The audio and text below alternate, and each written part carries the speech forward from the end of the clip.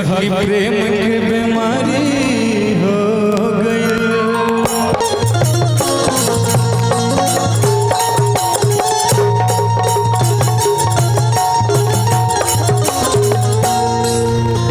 आवे से पहले को फरमाइश रहे कि मारे हवा के झोंका लहरे खुलल किसिया खुद फूल बन गए बा खुशबू से भरल देहिया इस शरीर के बनावट हर बिजली गिरा रहबा लागेगी जैसे खेतवा में हो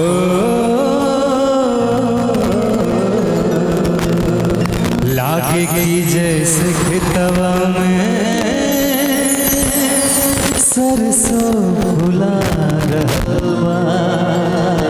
लेकिन चाहल केकरा म्यूजिक से आवे दे सब लोग आवा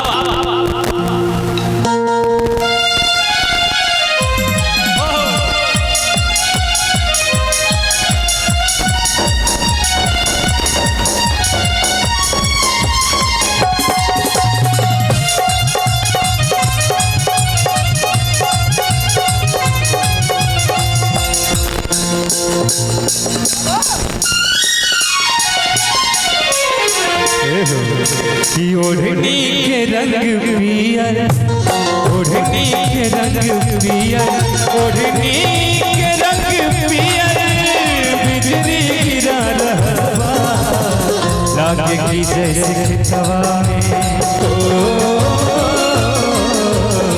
लागेगी जैसे खेतवा में सरसों फुला रहबा लागेगी जैसे खेतवा में सरसों फुला रहबा।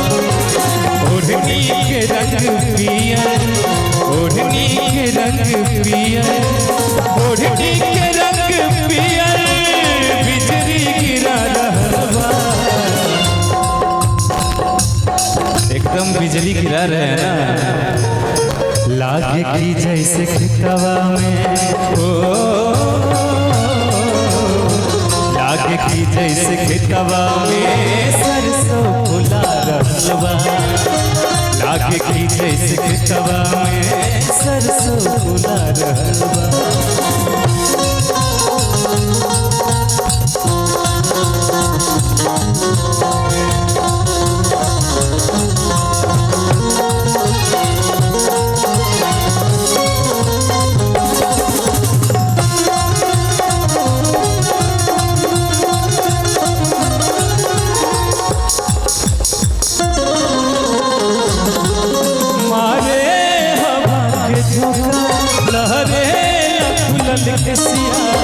ऐसे ना डॉक्टर भाई दोनों जन के केसिया लहरावे के बाद ठीक बा कि मारे हवा के झोंका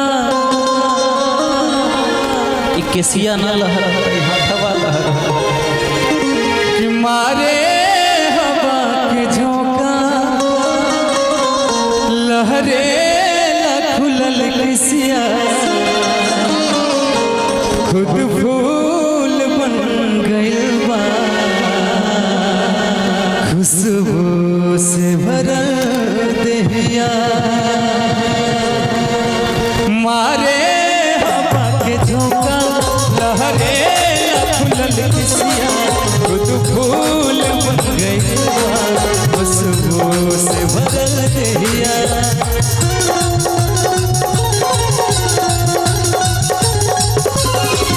मारे हवा के झोंका लहरे खुलल किसिया खुद फूल बन गइल बा खुशबू से भरल देहिया इस शरीर के बनावट बिजली गिरा रहबा लागेगी जैसे खेतवा में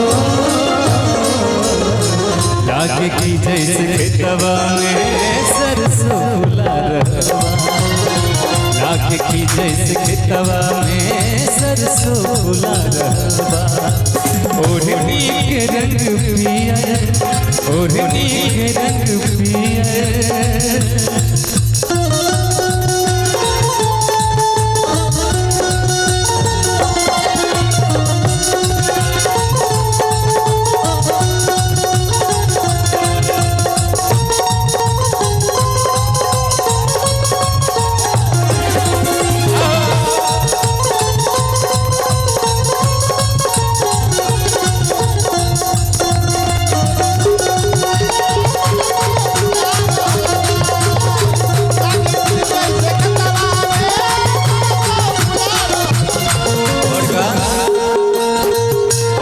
अभी शुरुआत बा, धीरे धीरे ओढ़नियों ओढ़ाई, घूमटो ओढ़ाई, हटैबो करब, ठीक बा।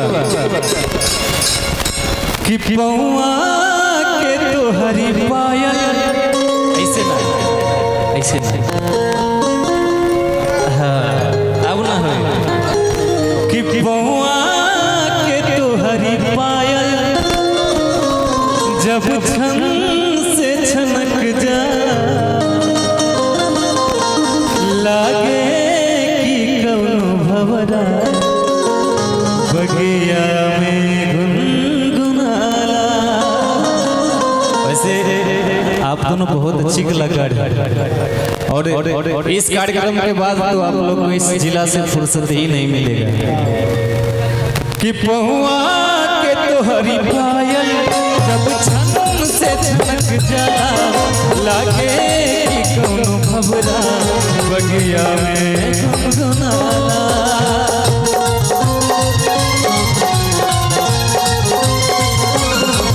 बहुआ के तोहरी पायल जब छन से छनक जा, लागे की कौनो भवरा बगिया में गुनगुनाला।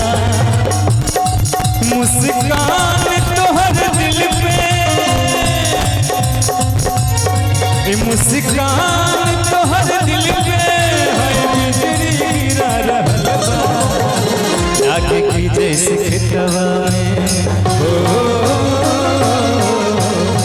लागे की जैसे खेतवा में सरसों फुला रहवा, लागे की जैसे खेतवा में सरसों फुला रहवा। ओढ़नी के रंग पियर, ओढ़नी के रंग पियर, ओढ़नी के रंग पियर, जादू चला रहवा, लागे की जैसे खेतवा में, ओ लागे की जैसे खेतवा में सरसों फुला रहवा, लागे की जैसे खेतवा में सरसों फुला रहवा, लागे की जैसे खेतवा में सरसों फुला रहवा, लागे की जैसे खेतवा में सरसों फुला रहवा। अच्छा अच्छा, वाह।